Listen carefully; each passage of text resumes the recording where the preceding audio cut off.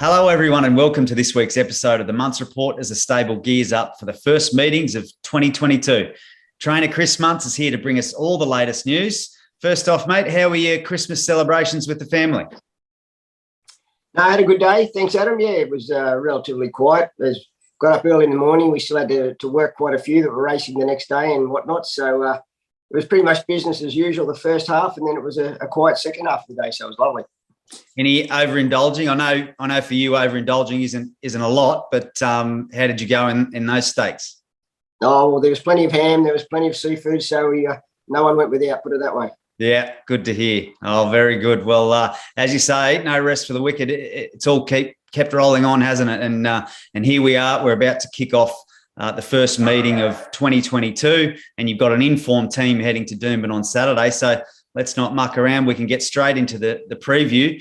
The first runner on the program, who's a dual acceptor, Outback Gladiator. He's entered for a benchmark 72 handicap over the 2000 and also entered for Caloundra on Sunday. And we've spoken about him recently. He's a last start winner who really sort of just outstayed them at Ipswich. And you've got two options for him here, pending on the weather.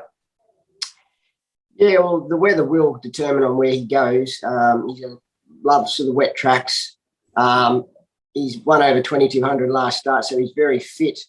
And the reason I accepted in town was if this deluge does happen to come and it's a heavy track, I may well roll the dice and run him in town on Saturday, although the Sunday race is probably more suitable for him. But he's going very, very well, and I'd expect him, whatever race he runs in, he's certainly going to be very competitive.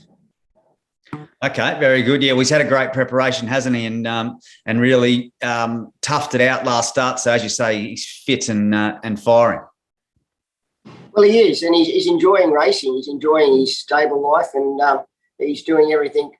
He's doing everything right at the moment. Very good. I will keep an eye out on scratchings there with Outback Gladiator. The next run on the program is Jetty, who's flying also, airborne, I'd say. He's shooting for 3 straight wins here for the strong bloodstock team. Finds himself a benchmark 78 handicap over the 1,350 metres. Yeah, well, he certainly hasn't taken a backward step. He's trained on really, really well. He looks great. We do get the rain, as I mentioned before, I'm not sure how he handles it. I've never had the fortune of putting him on a wet track, but it'll be interesting to see if he does handle it on it while he's fit and healthy.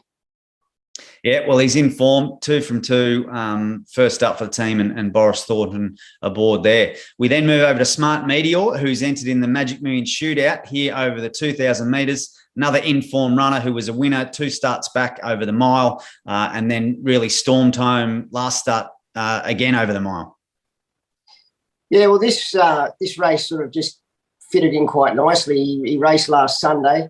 And as you said, hit the line very, very well. I thought the race just got away on him a little bit at the 600, but the horse really rallied late to be unluckily beaten. So I think the 2,000 looks ideal. I think he's down on the weights, which is ideal. I'm not sure about him if the track does become rain affected, but so long as it doesn't get in the heavy range, I still think he will take his place and be very, very competitive.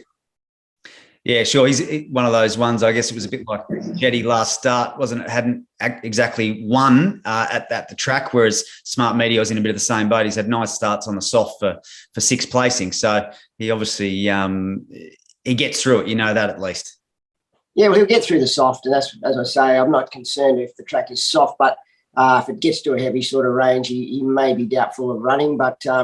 Look, he's in form. He's got no weight on his back, and he's very fit and healthy. So at this point in his proceedings, I'm very comfortable to take him to the races and expect him to be one of the main chances. Very good. Well, good luck to the big ownership group involved there with Smart Meteor. We then move over to Stampy, whose stakes winner last start lines up here in the Magic Millions buffering over 1,350. Drawn nicely, barrier 4 for Sean Cormack, and I guess it's a similar sort of shape for him, isn't it?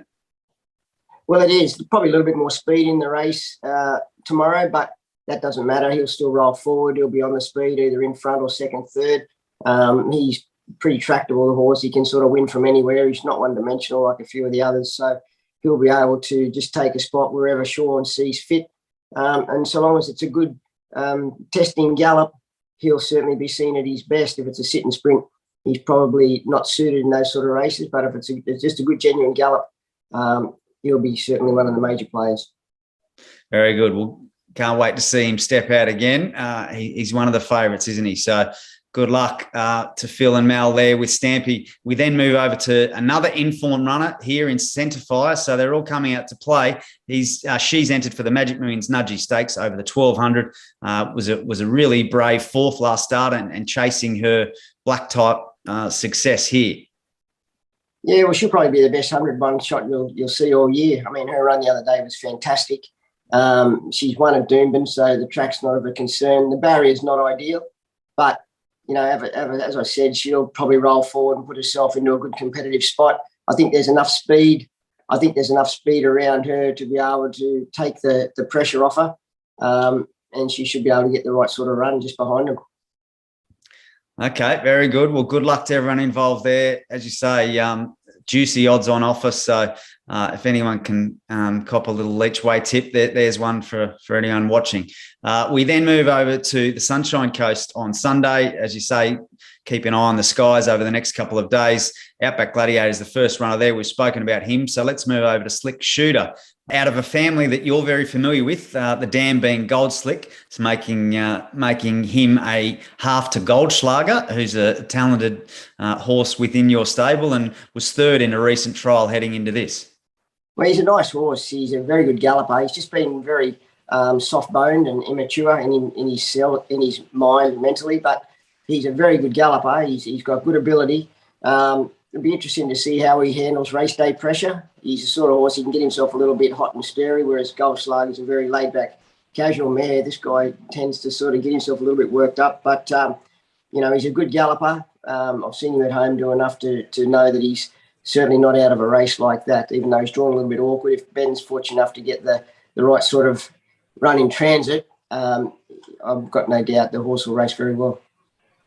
Very good. Well, good luck to everyone involved there. Obviously, Bill and Di Houston bred and in the colours there. The final runner on the Sunshine Coast program is Emerson, who was a really tough runner. It was a good first up effort when second and finds, I guess, what's a similar sort of race here. Yeah, well, she went terrific for us first up, narrowly getting beaten there. But this filly is showing us that she doesn't like the wet. So if the rain comes in, she won't run. We'll wait and run her on Wednesday. But she's only really got to race up to what she did first up for us, and she's certainly going to be right there in the finish. Okay, well, another one that's a bit weather pending, but I guess she's in for an encouraging preparation. So, all right, mate. Well, that's the wrap. Sounds like a few good chances heading into the new year, and hopefully you can kick it off with a bang. Yeah, I hope so. If a few of them get the right sort of run in transit, and we don't get too much rain, it'll be a good day's racing, I'm sure.